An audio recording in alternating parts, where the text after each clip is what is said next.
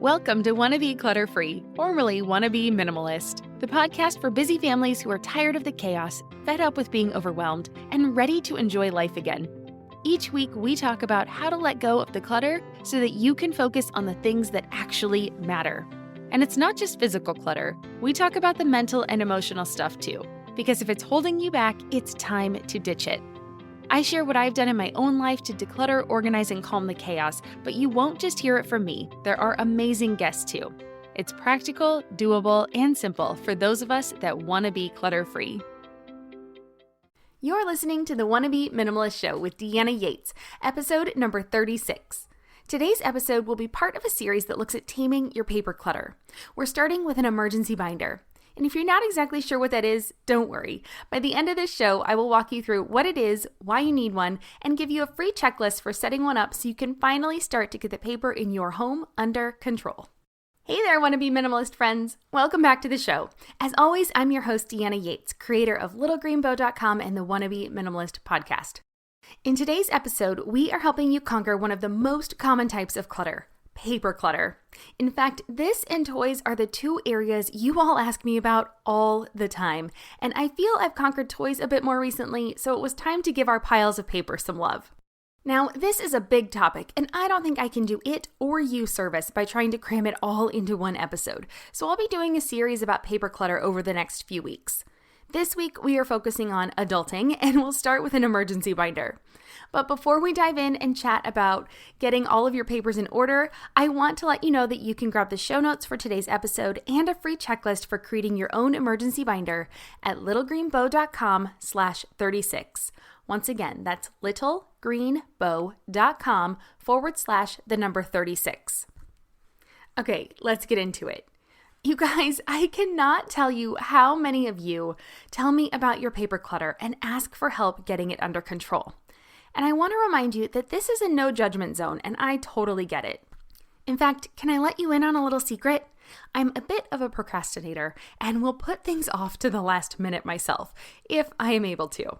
I don't recommend this, of course, but it is one of my quirks, so I just want to remind you that I am far from perfect. For example, this year, I filed our taxes on the very last day. Yep, July 15th. Yikes. And while I was at it, I realized that it had been a few years since I'd gone through our paper files. I cleaned them out, and boy, oh boy, did it feel amazing to shred and toss all those papers that we no longer needed. But there was still a nagging feeling that just because I knew where our papers were and I had our banking and financial information in my head, I wondered if anyone else could figure it out if they needed to. So that leads me into the question of why do we need an emergency binder? I mean, we're in the middle of a global pandemic, so I think it's perfectly reasonable to have these what-if ideas right now.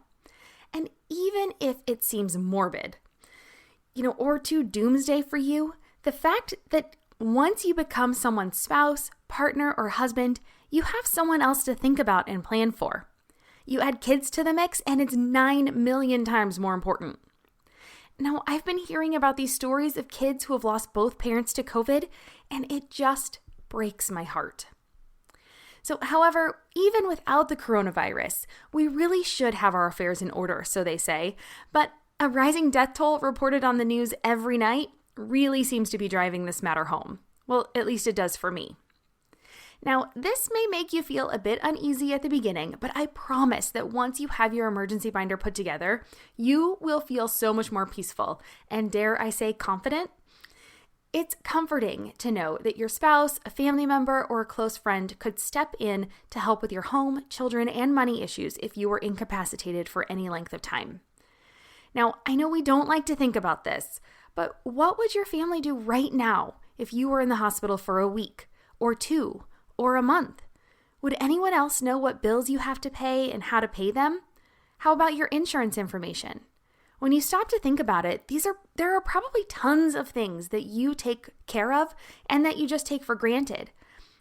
Or maybe the same thing happens with your partner. There's probably a bunch of stuff they do that you wouldn't know how to figure out right away either. And so are you starting to see why this is so important? Before I created an emergency binder, it would have been really tough for my family if I was out of commission for a period of time. But now I like to think that things would be a little bit easier if it ever came to that. And that leads me into question number 2. Exactly what is an emergency binder? The answer is pretty simple, and there's no need to overcomplicate it. An emergency binder is simply a book that contains your important documents and information. You organize these in one book so that in case of emergency, another adult could step in and help out your family. Okay, before we get too far into this, I hear some of you saying, isn't that unsafe and risky to keep all of your important documentation together? Couldn't someone steal it? Well, we'll get to the idea of keeping it in a safe place a bit later, but just know that only a few select people should be told about your emergency binder. I think it's kind of funny that I'm telling you all about this on a podcast, but I'm not going to tell you where it is, what it is, and I'm not going to show you what it looks like, so don't worry about that. Now, these are the people that you would feel comfortable taking care of your kids in an emergency. Okay? All right. Now that you understand what an emergency binder is and why it's so important, let's look at how you can set one up for yourself. Don't forget, I have created a free checklist for you, and you can download it by going to littlegreenbow.com/36. That will cover the next 8 sections that I'm going to walk you through. All right, so section 1 is the quick reference. This is where you will put all necessary contact information for the important people to reach. Now, I understand not all of you will have attorneys, accountants, and personal bankers. Don't worry, I don't either. But if you do have those people in your life, you'll put them here. For the rest of us, this is where you'll put the contact information for your family doctor and dentist information, school contact information, insurance information, and you want to put your health, life, home, and auto here, your bank, employer information, babysitters or trusted contact information, family allergy information, and then contact information if you have an executor of your will. Now, the idea behind the quick reference is to make it super simple for someone in a very stressful situation to get the information that they need as quickly as possible. Now, if you have a fireproof safe or a safety deposit box, this information can go in there too. The information for how to access your safety deposit box or your fireproof safe. So you'll want to put that on your quick reference. I hope that made sense. All right, that's section number 1, your quick reference. Section number 2 is your personal information. Now, this is where you will put your family's personal documents. Some people will suggest putting in photocopies of the documents and then putting the originals in a fireproof safe or that safety deposit box, but I will leave it up to you to decide. At this time, we have our documents in the binder, but I might be looking into getting a small fireproof safe. I found that you can get those copies of things you need, like your marriage certificate and your birth certificates. I mean, if you lose those things, your passport, driver's license, you can get them all back again. There's just quite a few hoops that you need to jump through. So you'll have to weigh the risks and decide what works best for you. But either way, originals or photocopies, you'll want to keep the documents here. And the ones you'll want to put there are birth certificates for everyone in your family, social security cards, copies of driver's licenses, passports. Oh, I said copies of driver's licenses because you have to keep those on you every day. Passports, immunization records, school records, and then any professional certificates. So if you're a teacher, doctor, physical therapist, nurse, personal trainer, anything like that, any personal certificates to conduct your business, you'll want to put them there. So that's section number 2. That's your personal information. And that one really shouldn't be that hard to put together. You just have to go around your house and find all the important documents, make copies, and put them in there. Section number 3. Now this is where it starts to get fun. This is your financial information. So we're going to move on to our finances, and you're going to put in any information about bank accounts or financial records. Those will go in here. You'll also want to include instructions for how to access all of your accounts. Now, people start to get nervous here, and I promised that I will address the safeguarding of your binder later. One thing we do, though, for passwords is that we use a program called 1Password. It allows us to create crazy strong passwords. Think like 14 random characters and symbols, and just kind of a whole mix. It doesn't make any sense, and really any human brain would have a hard time remembering these passwords. So instead, we have one very long phrase password that we use for the program, and then it unlocks it and it saves all these crazy passwords for anything we need to get into. Now, in our binder, I have this one password written down for each of our accounts, but the person accessing our stuff would still need our computers or our phones or our tablet in order to get the information. It's not going to be very useful for them to know our password without one of these devices that has the 1Password app on it. So that's one way that we keep our information safe and a bit more secure with this financial stuff. But okay, I digress. So in this section, let's go back to what you want to keep in your financial information section. You're going to want to keep the account numbers for your bank accounts, any credit card information that you have, so what credit cards you have, their account numbers, information on your investment accounts, any savings bonds that you have, any loan information for any loans you have outstanding. You're going to have statements showing any loans that you've paid in full. So think school loans, car loans, your mortgage, if you're so lucky. Contact information for your financial advisor if you have one. And then information about disability or Social Security payments if you collect those. And then I also like to include here any bills that you pay on a regular basis. You know, these are going to be things like your mortgage or your rent payment, your car payment, insurance payments, credit card bills, phone bills, utilities. I like to keep a list here so that things don't fall through the cracks.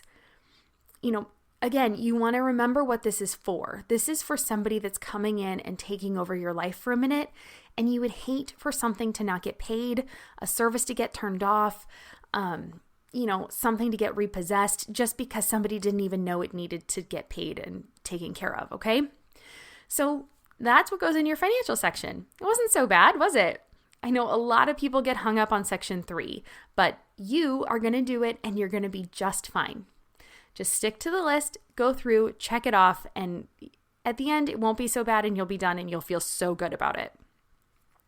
So section 4 is health and life insurance information. And this is another biggie that people are not really fond of putting together, but it's not too hard. You just want to think about the information that someone would need if you were in the hospital. Now, this includes any and all insurance information that you have. So you're going to look at medical insurance.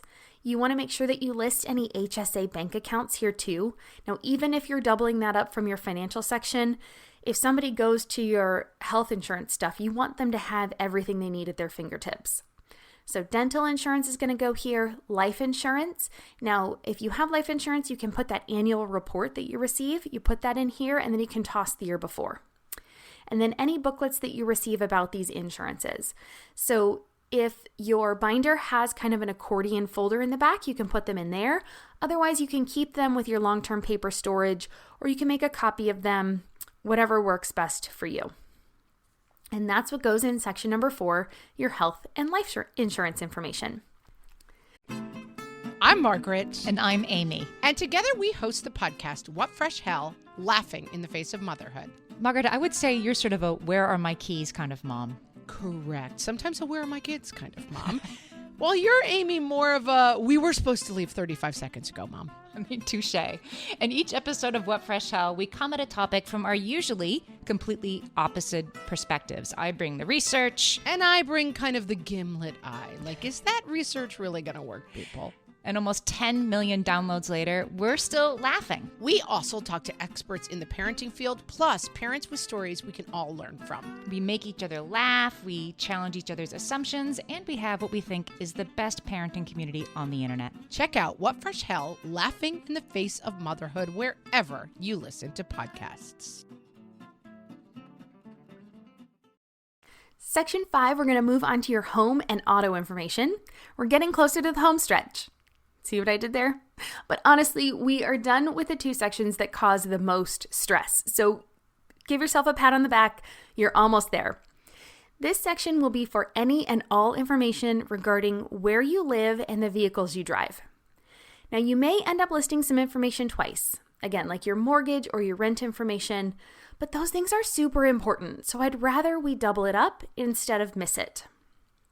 Now, your home and auto information that you should include here are things like the information for your landlord if you rent your place, Now, this is where to send the rent, how much the rent is, and the contact information for the landlord. Your mortgage information and how you make your payments, your utility information. You want to include your home purchase agreement, home title, certificate of the survey of your property, anything else that you had that shows that you are the homeowner. Now, if you've paid off your home, you want to put the loan payoff in there. And any property assessment or taxable valuation reports, they should go in here too. And then you also want to include, now we're getting into the insurances, your home insurance, and then your insurance agent's information. And then you also want to include your auto information. Now, this could be your certificate of title, vehicle registration, license plate renewal information, anything that goes along with owning your vehicle. And then your auto insurance information, including, again, the contact information for your agent and how you make those payments. All right, that's section number 5, your home and auto. Section number 6 is your retirement information. Now, this could also be included in the financial information section, but I like to keep it separate because money going out is already stressful enough, and so this way we're trying to keep it as simple as possible. So this section will include any retirement savings, pensions, 401ks, Social Security information, trusts, and then I also like to include any information about wills because that one can get kind of lost in the mix and I want to make sure it has a home. So I like to put it here because to me, the retirement information is also the money that would be going to your children. So a will to me is kind of like that. So that's section number 6. Section number 7 will not apply to everyone. And that is business information. If you are a business owner, this is the section where you will address your business information, partner information, and IRS info. So the business information section should include the most recent business filing, the most recent signed W-9 form, a copy of the business filing through your state, your EIN paperwork from the IRS, the contact information for any business partners or investors that you have, business bank account information, and then your business accountant and attorney contact information. Now, I want to remind everyone I have that free checklist. So I know I am spewing a lot of things at you and I'm just giving you a ton of information and things to include, but I do have that free checklist. So just go to littlegreenbow.com/36 and you can download a copy so you don't have to worry about jotting all this down right now. And the last section that I have in our emergency binder, this one, I highly recommend it, but it's not required. But this one is where I have my family routine and our family preferences. Now, my family runs pretty well, and I know that it would be a huge comfort to my daughter if some of our routines and traditions continued. Because you have to remember, the whole point of this book is that there was an emergency and somebody else is having to take over for you. So if that's happening, your child's world is turning upside down and they are already going to be under a lot of stress, and so are the people that are coming in to take care of them. And so that's why I feel like this section is really important and gets overlooked a lot. So in this section, I include our general routine, and that changes when we're in summertime and when we're in school and things like that. But generally, like what time does our daughter get up? What time does she go to bed? We have favorite weekly traditions that I also include in here. And that's things like our pizza and movie nights on Fridays, and things we do on the weekends. So those kinds of things I want to list out here. So again, that's our general routine and then our favorite weekly traditions. I also like to list favorite meals and favorite foods here. As well as our simple recipes that we make within our family. Because if you think about it, there are probably lots of things that you guys make in your home that it's just second nature to you and you don't even have to think about it and you don't have a recipe for it and it just gets made quickly and easily, and that's that comfort food. Those are the kinds of things you want to make sure that you're documenting. And then I also include 2 weekly meal plans. Now, these things might seem strange, but I'm the one that does the grocery shopping and the cooking in our home. And so if my husband had to take over, this would just be a really good place for him to start. So maybe if my mom was having to take over or something happened to both my husband and I, and my mom was taking over or his mom was taking over, they wouldn't need the simple meal plans. But for someone, if my husband were taking over and he doesn't cook on a regular basis, that would be really good for him.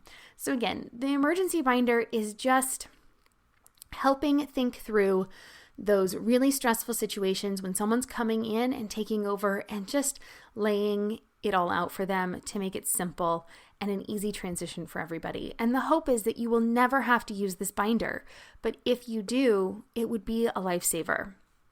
And that wraps up really what I think should be included in your emergency binder. The really cool part is that by getting all of this together, it helps establish an organization system for your paper files at the same time. Now, the things you include in your emergency binder are the most important papers that you need, and really anything else you keep is kind of secondary. So you could probably get rid of a lot of the stuff that you're keeping that's not in these binders. So just think about that. And then I did promise that I would get back to security and keeping this information safe. Now, without going off onto a tangent about how, in general, the world is really not as scary as we're told, we need to think about why we're keeping our binder safe and what we're keeping it safe from.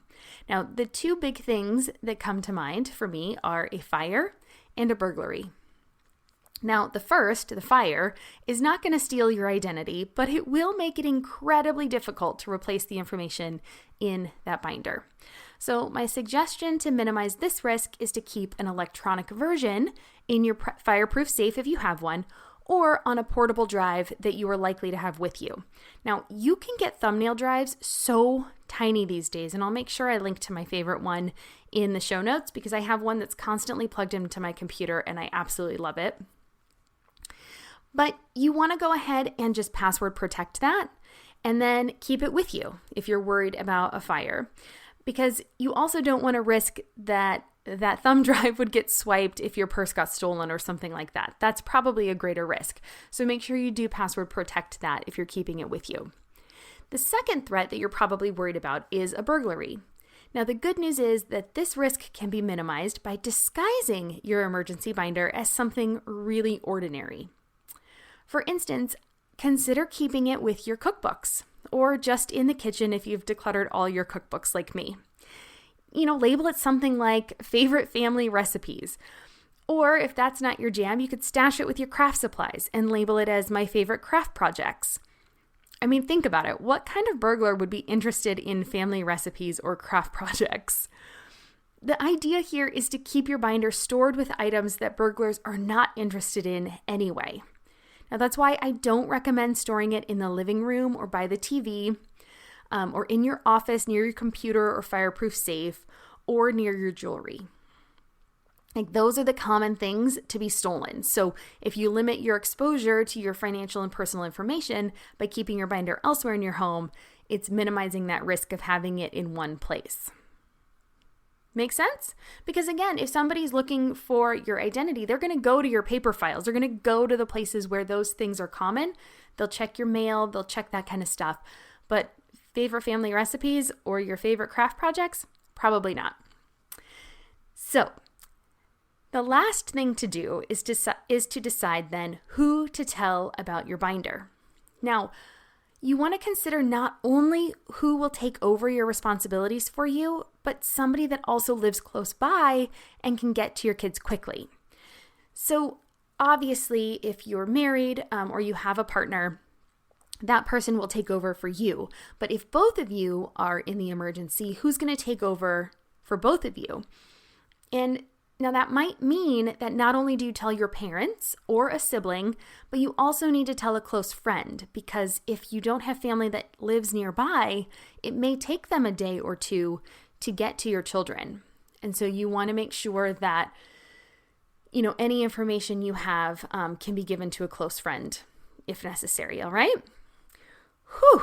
Now, that was a lot of information, and I know that I just gave you a really long list of stuff. It's not a project that you're going to finish in an hour. That is, unless, of course, you're already really organized. But for most of you listening to this, that's not you. It's okay. It wasn't me either.